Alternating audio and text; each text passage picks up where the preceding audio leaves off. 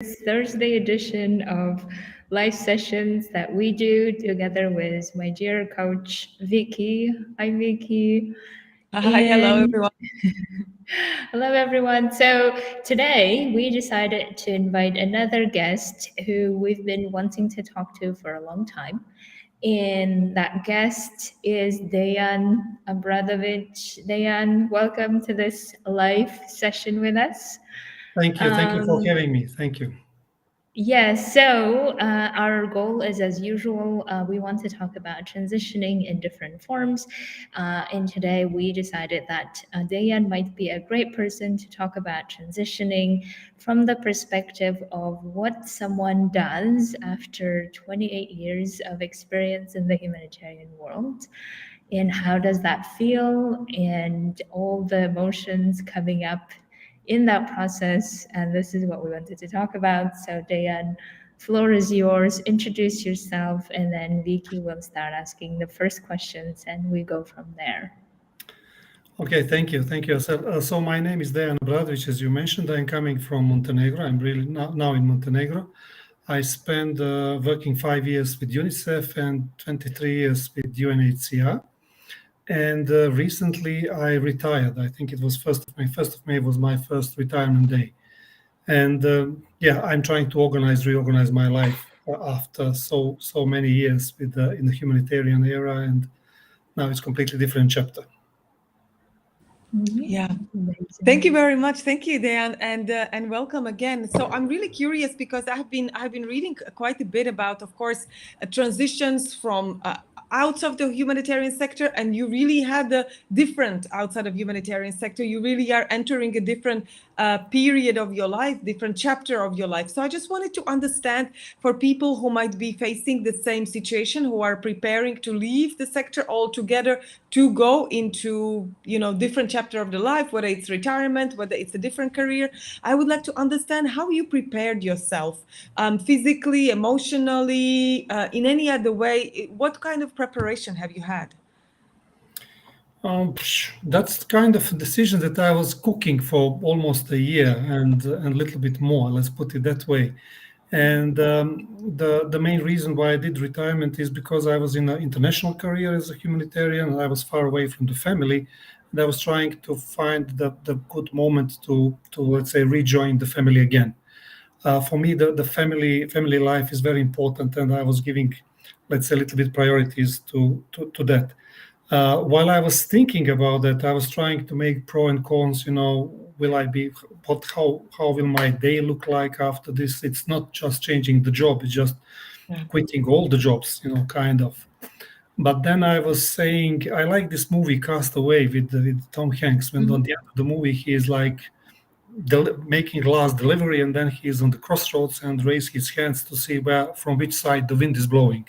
So I was waiting from which side in my situation the wind will blow, and I'm really glad that I did it. So I didn't make any big plans what I will do. I make several small. I had several small ideas about this and that, but I took some time first to relax a little bit, and then I start working on something different. But it was a little bit uneasy. It's not that simple decision, I have to say. But when I was trying to weigh pros and cons, I realized that there was more pros to step out of the humanitarian arena now and to rejoin the family, because I find that it is at least in my situation, it was much more beneficial in this regard. So that's in a nutshell, let's say, the thinking process, let's put it. Yeah. Dejan, so let's talk about now the hard process, because the thinking process is one thing, and I really want to come down to how does it feel? And I know that we humanitarians tend to go on the analytical side, the pros and cons side, the headspace side, which is amazing. But I would love to also open up the conversation around the feelings, emotions of being in a different role, being back with the family. How is that? Tell us a bit more about it. You can go as far as you allow yourself, obviously. In my situation, it's quite simple. I wouldn't make it big drama out of it. But the emotionally, the biggest thing was, as I mentioned, how will I fit again in the family life, and then how will I organize my day after this whole thing? And also, I had some things to finalize also with the office that I was leaving, and then I was thinking, okay, did enough? Am I leaving them too soon? And I have this little bit of the guilty, let's say, feeling that maybe I'm going too soon. Maybe I could stay some more time and contribute to the whole thing. But then I have to say, I was a little bit selfish in this situation. After 28 years, I decided, okay, that's kind of enough, and then let me step out of that and start thinking about my own, let's say, what is beneficial for me personally in this situation. And when I come home, it was completely natural. I have to say, whatever I was worried about how this will be, it was super nice, and I'm really enjoying my time here.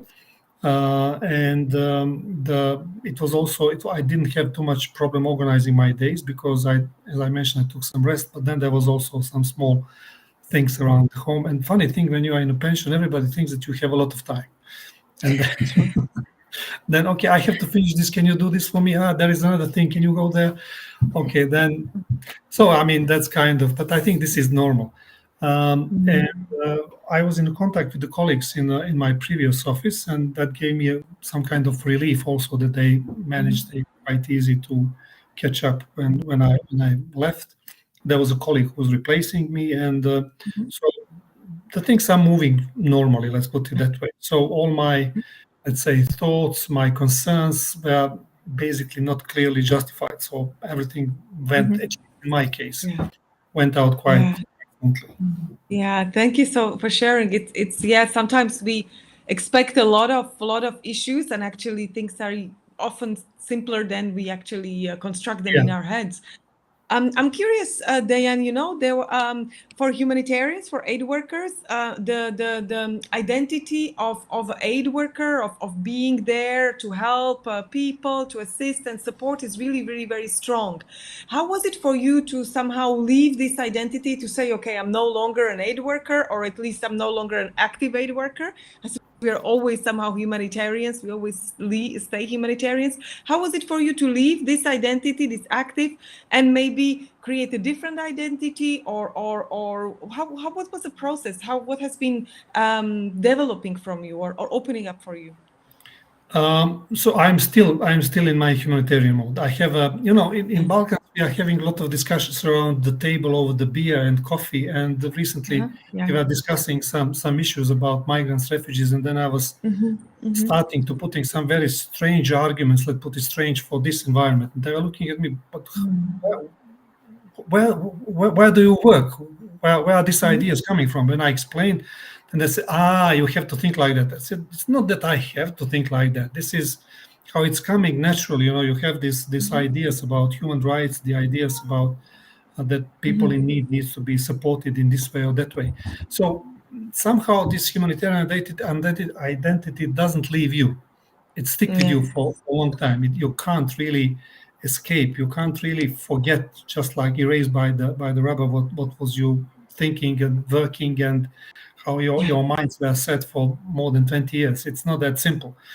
Also, I joined one small NGO here who is trying to make some social changes, and I'm also taking the experience from the let's say big organization to the smaller one and trying to replicate, establish some internal organizations.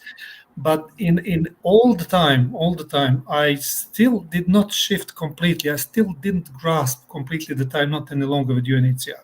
I have to say, this is still sticking with me, and I'm still checking the site, checking the news, and still, what's going on in Yemen, what situation in South Sudan, and things that, and especially now in Ukraine, this is now all over the news, and I spent some time there, so you can't get away from that really that quickly. At least that's my experience. So it is sticking with you and I believe it will stay with me for quite a long time. Definitely.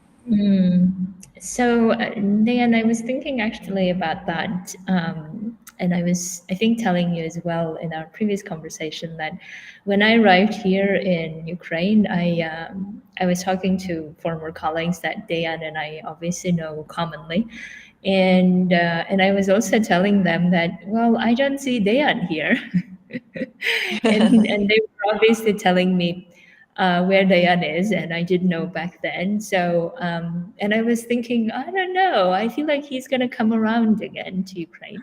So anyway, so the question that I want to pose here, Dejan, is that I think there is this a lot of temptation for many humanitarians who leave the aid work, but then wanting to come back or wanting again to do something. And you know, I've experiences, and I know, Vicky, we were talking about this when Ukraine started, right? How we just want to go back and do the things that we know how. How is for you, maybe it's too early to talk about it, but how do you work with those ideas if you want to come back? No, it's not too early. As I mentioned to you, I'm following, especially for Ukraine, what's going on. I spent like almost 3 years there, 3 really wonderful years, and met really super nice people and enjoy my time there. It was easy time, less easy time, let's put it that way, but it was really a huge experience for me. And I believe that I contributed also to that operation, to my abilities. And I'm really looking forward if one day I had a boss who was long time ago. He was working in Afghanistan, and then when the crisis in Afghanistan came, he said, okay, now I got the phone call that I was expecting like last 3 months. So I'm also expecting kind of some phone call or some message from Ukraine that they would like to have me to bring my experience there. And I will definitely say yes to this invitation. I am fully aware that I'm not ready to return completely back, but some shorter missions, shorter time engagement, I would be very keen to continue in this regard. Just to keep you a little bit, alive, a little bit back into what you really know, because this is back to the territory that you are quite familiar with. So it should be easy to step in again. And especially for also I have this urge to really to help people to contribute with my knowledge and my experience quite a lot. I'll notice in the last operation that I really have quite a lot of experience. For 20 years we are collecting quite a number of tips and tricks and here and there. So it is for me, like anybody called, I would be really happy to help. That would be kind of, for me, really a pleasure. Yeah, that's very interesting. I've seen it with quite a few of my colleagues who have officially went on retirement, but they have accepted short-term missions as for several years as I don't know, as a means of readjusting to a new stage of life, as a means of still being in touch, still feeling helpful. So I find it really very interesting. I would like to ask, because you mentioned that you also found a local project where you want to, and where you already started giving back some of your local project, where you started giving back or sharing your experiences. What was the process of this, or how did you come up with the project, or what were your thoughts or feelings when you started to work on the local project?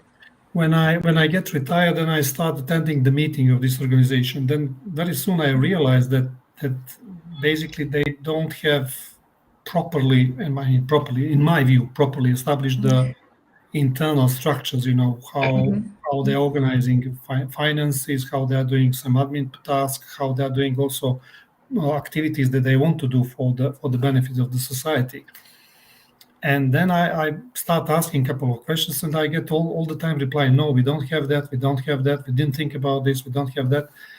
And then and these are all the people that I know from the past. So those are let's say friends, which I know for some time. And then I said, okay, let me then write down a couple of things that I think that you should have, and then let's try to work on that. And I told them I can't do it myself. We have to allocate a couple of people there on volunteer basis, and let's start working something on this. And as soon as we start working, we realize that there are some obstacles. And I'm very, let's say, keen in solving problems. I like this kind of organizational or intellectual challenge when you have to solve some kind of problem, in that regard. So we are now in solving a couple of issues that are in the basis of the organization. So I'm really happy that I can contribute there. I already see, I have some visions there how this should be done, but we have to take step by step, gradually, and that everybody is on the same boat, and that we have the same idea how to do it. But also this kind of things also coming very easy for me. I didn't have to really invest, I don't know, some big efforts in this regard. It's you're just using the experience you have. You're just checking the local legislation. If I don't miss anything here and there, some materials that was available, and then putting something into the thing. Initially, that's kind of like also maybe interesting.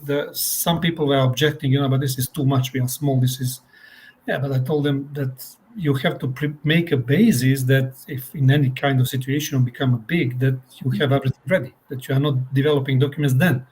Let's develop them now, and then even if you remain small, okay, but there is a potential to grow. And then after some discussion, they agreed. So I have 2 pages list of things that needs to be developed. So we are now working slowly on this. So that was kind of the process of this. Very good. Dejan, one question that comes up often, I hear now from humanitarians, is the topic of how to have it all in a sense of work and family life together. And it seems like you've managed that well. And, like you were saying, that going back to home and it was natural and smooth. So what would you say to anyone who is now in the process of thinking, okay, how can I prioritize one or the other? It seems like I always need to juggle, or what would be your advice of your experience? I don't think that there is a universal advice in this situation. I think that at least for me, it was very important to keep both in good balance, to have the good relations with my family members, but also to keep eye on the work and to the job that I'm doing. And then when you have the good relations already, then it is much easier to return back. I saw many people who were, I have to say, unfortunately divorced during their careers, who went international, and then their spouses remained home. They went to some longer missions, and then they're meeting another people there. Then their spouses they are coming, not happy with this long distance. And I was trying to overcome this even when I was away from the family. Sometimes it's working, sometimes it's not working, but you are trying to do your best to make it, to make all the good relations with the family. So in my case, I had a good basis, and I returned that back to the good basis. But I saw also many people who, if you don't have that basis already established, it's not easy, it's not simple. There is no magic, let's say, step that you will do and everything will be fine. Every situation is unique. It's different. Every family has its own dynamics. For me, so far, it works well. So I'm not sure that I'm really answering your question, but this is at least my experience.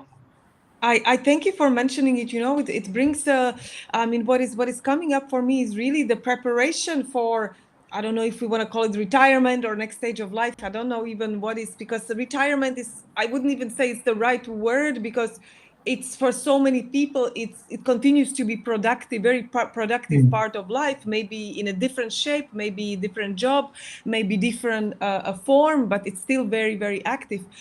So what I'm thinking really of what you're saying is that the preparation for this part of life or this stage of life starts already when you are in the middle of your career, when you are in the middle of, right? Like we always need to keep balance of having private life and having professional life, because I see it very often as you mentioned, like some for a lot of international staff or even local staff, it can happen that the career takes over really because of the demands, and then the private life lags behind. And I have to say, for me privately, it was also an issue, but then I decided that I need to fix this, and I thankfully did. Is there any learning for you, or is there any advice you would give to people that are really still in the midst of career and like are struggling with this? I think that you already answered your question. I think it's carefully listening what is happening with the family. It's a key. You can't neglect some small noises that are in the communication. You can't neglect, that somebody is not satisfied for a longer period. Oh, okay, we all have our days, that I'm not happy today, but is it permanent? Is it just one thing, or is it like something that is repeating from day to day? And it's good to react on timely on these kind of signals. Let's put it that way. A friend of mine call it noises. And so I think for me, I was careful in this regard. So I think that, but I was, how should I put, efforts that I made in the past now, I have some results there.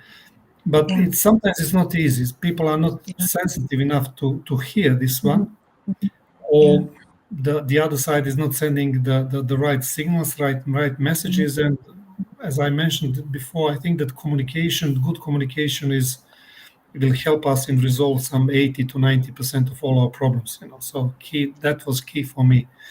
And I had a good communication. I believe that I had with my family. I think that was really, really crucial, at least for me in my situation. I love that. And I think what I would love to add to that is that also listening to your own needs, own desires of what's happening with you, and then also checking with your support system. So this is something that you can tune yourself over time while building a career and also having family and other priorities intact, because I think we also get to this idea that we can't have one all, or we can't have both. We need to choose, right? And whenever we're believing that we need to choose, we may end up choosing one or the other and neglecting one or the other. So yeah. And maybe to wrap up, Dejan, the last round that we always ask is obviously, what would you say to people who are in similar situation, who might be considering leaving or leaving temporarily, going back home? What would you say they could consider, think about? One of the things that I loved about what you were saying is that that you had concerns of going back home and how I fit in, and those concerns were not really justified, right? And obviously for everyone it's different, but I love that you have thought about it, and then you also reflected how it was when you are back. So what would you say to anyone who's saying, okay, Dejan, I hear you, I'm going to also do something of going back, being with the family? What would you say to them? What could be useful for them? No, I think that the best that they can do is that they communicate also their feelings in this situation, because whoever, either you're going back to work or you're going back to family, you have to have the clear communication with the other side. And I think it was the famous swimming champion from 70s, Mark Spitz, I think, from USA. And one of his interviews, he said, my father gave me good advice. When you are studying mathematics, study mathematics. But when you are with the girls, be with the girls. And so if you are working, concentrate on that. But when you are with your family, make a focus on the family, and let's really be together. I don't like the expression, but maybe it's applicable here, the quality time together. That's kind of thing that is working in, at least it was working in my situation. But again, every family, every person has a different environment, a different situation, and it should be taught well through, and again, communicated as clear as possible. And I'm aware, I'm also the guy who is not really always in good communications with myself, with my own emotions. You have to recognize your emotions here and there. But usually my words are coming after some time. So that is also good. Even if you are communicating something after a day or 2 or 3, it's also okay. Just pass the message. That's kind of, at least this is working. That was working in my case. Yeah. Amazing. Yeah. Any last words, Vicky, before we wrap up? No, just thank you, both of you. Thank you, Dejan. Thank you, Asel. I really like, some of the key elements that you mentioned, that, we always need to keep our families, our private life, and our career somehow in check. And even if we are sometimes clumsy with words or realize stuff later, it's okay. It's just important to communicate and also just be present in both, and not like if I'm with the family, then my head is at work, and the other and vice versa. So really somehow, I think today people will call it being mindful and being present, but that's just just a simple thing. So thank you very much again. Thank you, Dejan, and I wish you really a wonderful time with your family and also with the project at home. And maybe if you want to return to Ukraine, I think I wish you all that you are satisfied and fulfilled in your professional and private life. Thank you. Thank you for this interesting conversation, for letting me reflect a couple of things also that were on my mind. Thank you for this. And for your viewers, this is not my really home house in the background. This is just virtual background.